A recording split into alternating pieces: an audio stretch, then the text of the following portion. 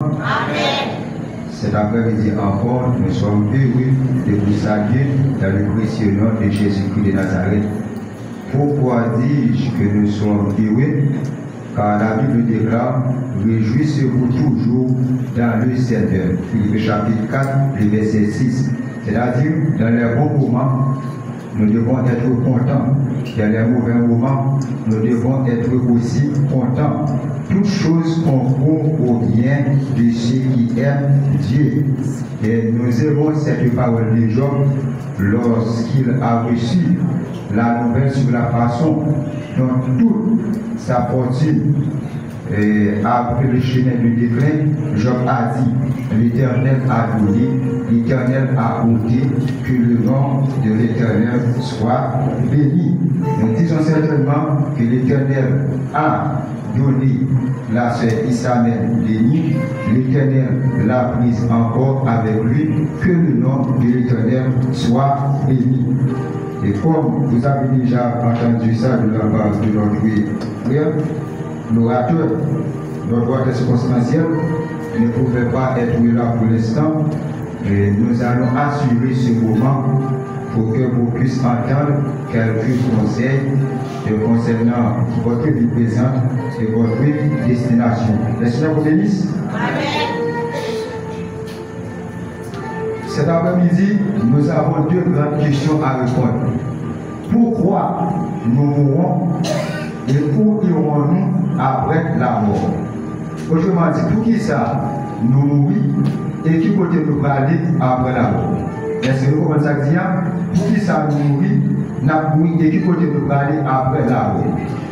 Et il n'y a pas de qui est clair. Nous connaissons la constitution pénale garantie de la officielle. Pour cela, nous avons fait à ce que portion conseil, ça on est capable de faire dans deux langues. Donc, nous avons voyagé par les français et créoles par la gloire de Dieu. Mes chers amis, lorsque nous interrogeons sur le pourquoi du décès, le pourquoi du départ de chacun de nous pour l'éternité, là, on est en train de questionner l'origine même de la mort. Autrement dit, nous pourrions dire d'où vient la mort, c'est-à-dire qui côté la mort sortie. Donc, lorsqu'on a parlé de la mort c'est la cessation définitive de la vie. C'est la fin de tout être vivant. Lorsque je dis la fin de tout être vivant, en ce moment, je ne suis pas en train de parler seulement des êtres humains. Je ne suis pas en train de parler seulement de la sœur Isabelle bénie, maintenant qui n'est plus dans ce monde. Maintenant, je suis en train de parler de vous qui êtes présents ici, des animaux qui ne peuvent pas être présents ici, des hommes aussi qui font partie de notre environnement. Parce que les hommes aussi possèdent la vie. Parce que la mort, c'est la fin de tout être vivant. Maintenant, en ce qui concerne l'homme, nous-mêmes qui là après-midi, nous-mêmes, nous faisons partie des créatures. Parce que nous avons été créés. Donc, je dois vous dire que cette question va être répondue selon la parole de Dieu. Parce que nous pouvons dire quelque chose, cette activité est une activité dirigée par des chrétiens, par des croyants à Jésus-Christ. De ce fait, les philosophes ont tenté de donner des réponses à cette question. Les penseurs ont tenté de donner des réponses à cette question. Mais toutes ces réponses-là sont toujours insuffisantes. Mais nous, cet après-midi, nous allons répondre à ces questions par le biais de la parole de Dieu. N'a pas de côté la mort sortie. Tout ça qui existe dans la nature, là, n'a pas sur la Bible. Pas rien qui existait à travers lui-même.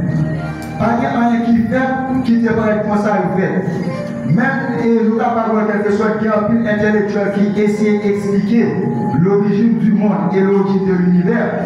Par exemple, il y a un auteur, je ne veux pas citer son nom ici, qui a développé une théorie intitulée Théorie de l'évolution ou l'évolutionnisme.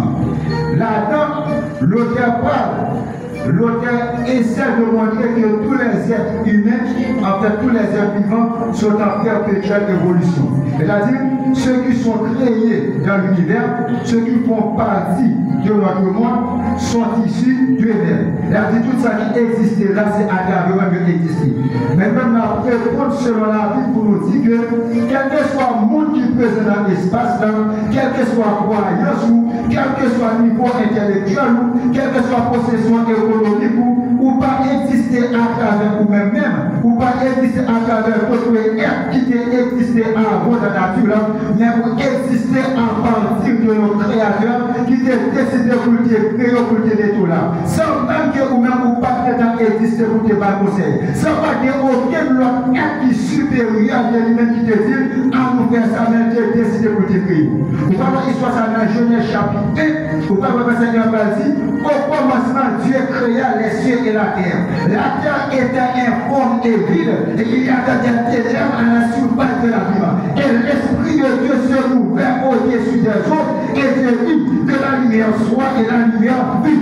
C'est là commence la création. Donc après Dieu qui crée tout ça qui existait dans l'univers, qui s'agit pas décider pour le verset 26, il va dire, faisons l'homme selon notre image, selon notre ressemblance, afin qu'il domine. Il dit sur les poissons de la mer, sur les oiseaux du ciel, sur tout le bétail. Donc Dieu a dit que livrer l'homme, il a dit ça, il était imaginable. Mais je dis comment c'est intéressant. Lorsque Dieu a parlé d'image, ce n'est pas l'image physique. Ce n'est pas l'image qui appartient en quelque sorte. Lorsque on va étudier optique, on va étudier application mathématique, ou pas voir qu'il y a une application affine, application linéaire, etc. Ou pas voir qu'il image, moi c'est moi-même encore. Non. Image ça, soit dans l'étymologie, soit dans la langue hébreu, qui c'est l'imagodéie. L'imagodéie, qu'est-ce que cela signifie? C'est-à-dire, c'est ça Dieu qui a comme capacité, c'est ça Dieu qui a comme capacité d'analyse, c'est lui-même qui est placé dans l'homme lorsqu'il dit qu'il mettait image dans l'homme. Maintenant, nous avons l'homme qui existe aujourd'hui, il va exister à partir de lui-même, quel que soit d'autres théories ou tant qui parlaient de l'origine, théorie qui justifie pour qu'on soit dit à travers la vie, c'est théorie qui parlait de Dieu qui a créé toute bagaille. Donc, nous ne pouvons pas dire pour quelque chose et choquer personne. Il ne va pas attaquer par personne. Mais nous sommes seulement là pour nous dire la vérité qui fait partie de la Bible. Parce que la parole de Dieu déclare dans 2 Timothée chapitre 3, le verset 17, toute écriture est inspirée de Dieu pour bénir, etc., etc. Donc tout ça qui parlait, il sorti de côté qui est sorti de côté pour Dieu. Donc c'est là Dieu va créer les autres. Maintenant, par contre, ça parle de côté là, on sortit directement. Le papa, Dieu vient créer l'homme qui s'appelle, Dieu lui-même qui vient placer l'homme dans un jardin. Dans un jardin, Dieu a placé l'homme, il va l'homme, il ordre, il commandement. Qui ça dit? Il dit l'homme consacré, vous êtes capable de consommer, comme ça dans le chapitre 2, vous êtes capable de consommer tout ça qui est dans le jardin, excepté à ça qui est placé dans le jardin. Il se consacre pour manger, qui ça pose quelque chose, ou à mourir. Là, Dieu t'a annoncé la mort pour l'homme. Maintenant, qui ça va passer, mes chers amis?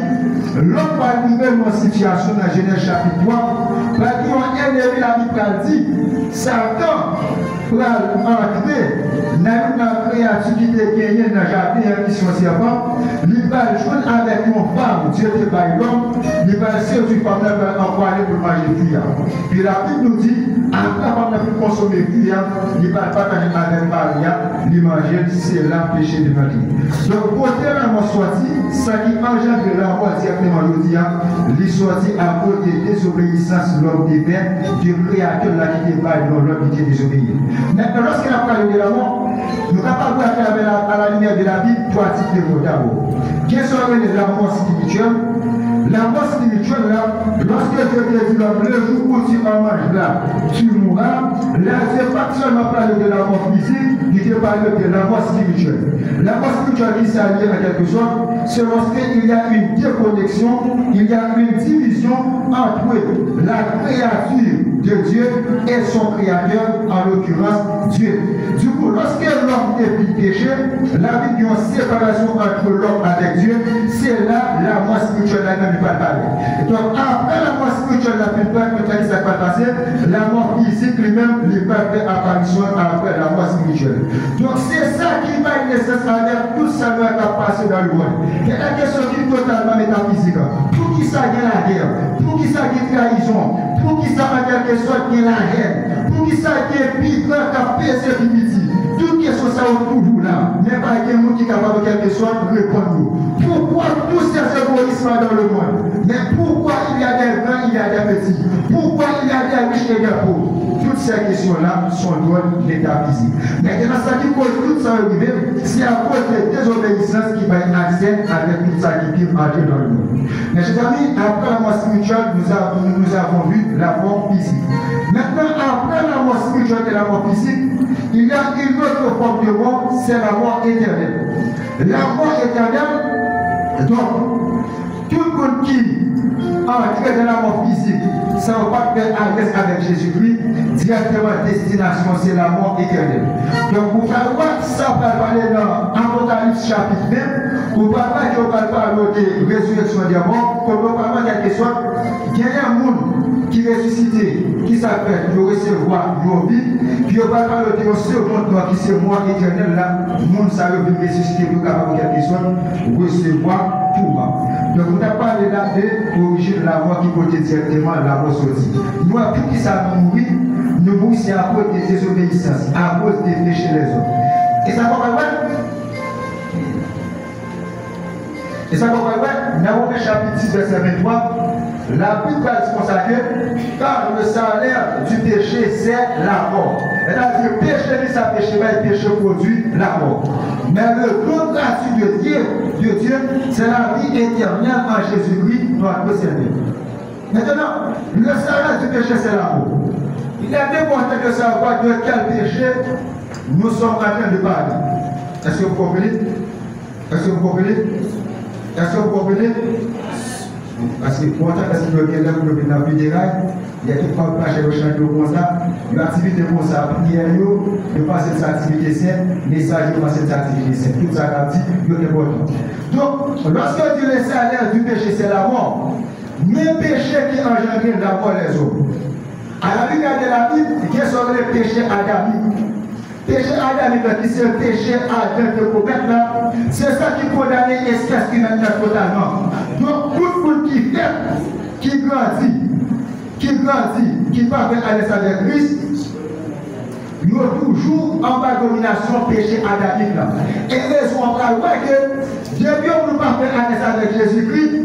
Ou même tout soit il y a des gens qui disent moi-même, je ne vais pas casser les gens, je ne vais pas tuer les gens, moi-même qui ne savent pas pécher, ça veut dire que je vais tout sauver. Non, et pas ça, ça va pas sauver. Il va dans l'Église chapitre 2, le verset 8, c'est par la grâce que vous êtes sauvés. C'est par la grâce que vous êtes sauvés, par le moyen de la foi. Cela ne vient pas de vous, c'est le don de Dieu. Ce n'est pas parce qu'on paye toutes ces affaires pour comprendre qu'on va sauver. Ce n'est pas parce qu'on comprend pas déjà, donc je me dis, on va sauver. Mais ça qui peut salut à vous, c'est lorsque vous avez la foi dans Jésus, grâce à qui ça va quelque chose qui peut salut. Donc chaque fois qui est présent là, donc quelle que soit la croyance, pour que tout soit bien, on va pas lui, il a conseillé au cas, il a conseillé quelque chose, comme ça, il a suggéré, avant, on va commencer à distinguer par exemple, chercher à assurer l'éternité à travers Jésus.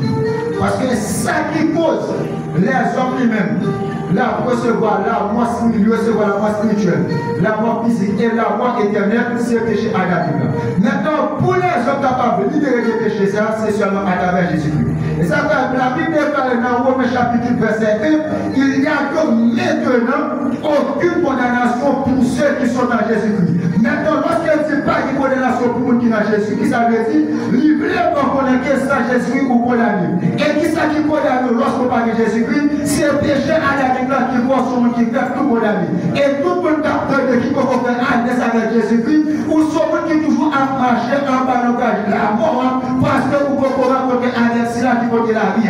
Et ça fait Jésus dans le chapitre 3, tout le monde qui croit dans la vie, qui s'en vient, il recevoir la vie. Mais vous qui ne croient pas dans la vie, il y a recevoir pour la mon Dieu, parce qu'ils n'ont pas accepté, ils n'ont pas croire dans la seule petite bon Dieu.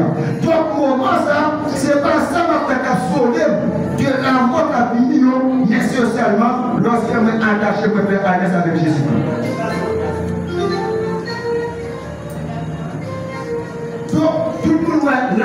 la mort sortie, qui ça nous, c'est à cause du péché. Premier péché qui est venu par la mort, tout le monde c'est que ça laisse péché Adam. Mais nous-mêmes, nous héritiers dans ce péché-là, nous-mêmes, nous vivons après, même avec qui pas bon. Maintenant, seul être qui est capable de laver péché ça, qui est capable d'avoir accès pour jouer la vie qui va finir, qui peut changer de destination, qui peut changer de destination après la mort physique, c'est seulement Jésus-Christ de Nazareth. Maintenant, je parle de toi éterniser sur ça, il faut obliger de passer pour entrer dans la deuxième question. Qui peut nous parler après la mort? C'est ce qui a déjà prié pour la mort. La mort, c'est limite à tout le monde qui l'a. Il y a des gens qui ont un grand projet à cause de la mort pour laisser ça au passé. Il y a des gens qui ont parlé là, situation capable de quelque sorte, crise socio-politique pays, nous, capable de faire instabilité politique qui engendre insécurité. Je tiens à faire tout le monde à vivre à l'express. Il y a des parents qui vivent à défense. Ils ont été petits sur lui-même pour avec études classiques. Pendant qu'il a études supérieures, petit la tombe mourir. Il mourit soit un accident, soit insécurité qui cause la mort. Quel autre aussi pendant la parler là, si en circonstance, quelqu'un qui détruit, qui retire le sous terre. Maintenant, ça qui est intéressant, après la mort, ça, c'est qui peut te placer, c'est comment la vie vient. Mais je trouve comment qui est intéressant. Et bon philosophe ne pas citer non encore, qui dit après la mort, c'est le néant. Même qui s'en dit en quelque sorte, après la mort, pour nous les chrétiens, ce n'est pas le néant. Après la mort, c'est le jugement. Il est réservé aux hommes de mourir une seule fois, après quoi vient le jugement. Donc tout le monde a mouru une seule fois, après il a recevoir le jugement. Maintenant, le jugement, ça veut dire le jugement qui a parlé là, il n'est pas pour qui fait à l'aise avec Jésus-Christ.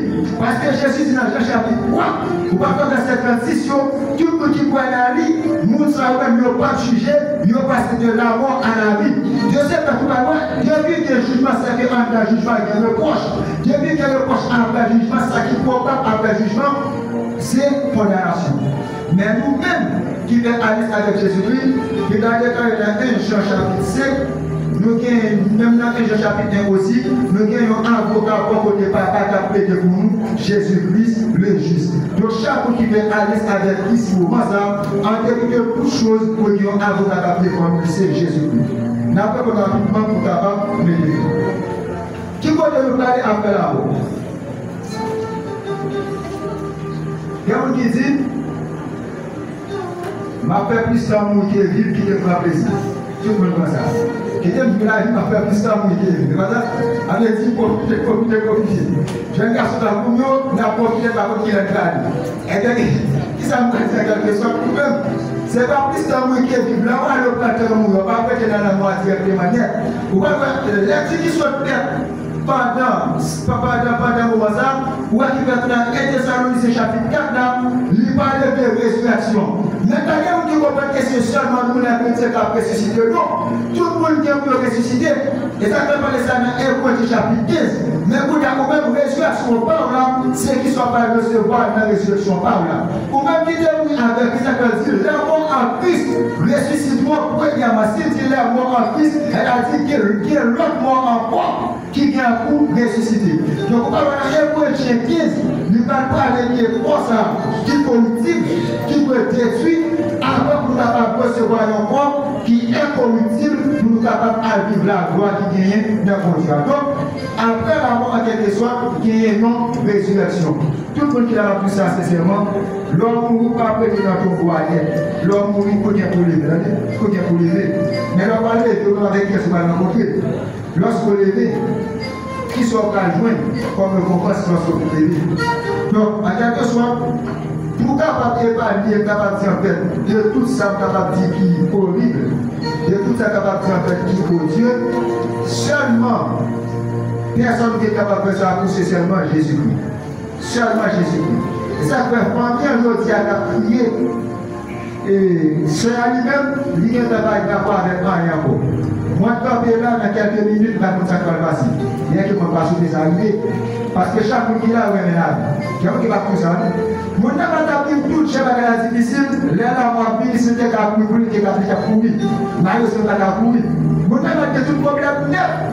Mon n'a toujours espérer la vie parce que la vie, c'est une maladie précieuse.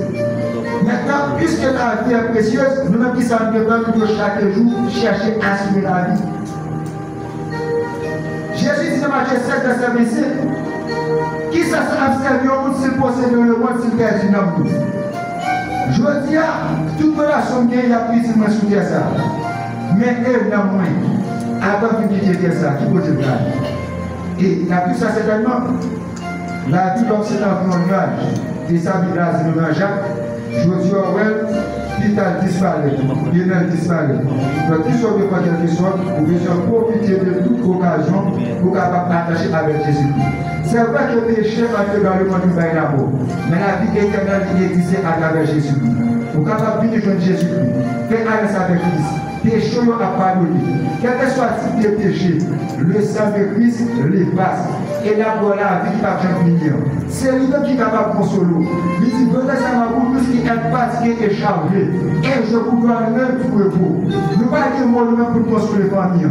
Nous ne pas dire pour consoler aucun de qui là. Mais seulement Dieu est capable. Car rien n'est plus possible à Dieu. Que le Seigneur vous console, que le Seigneur vous bénisse abondamment. Amen.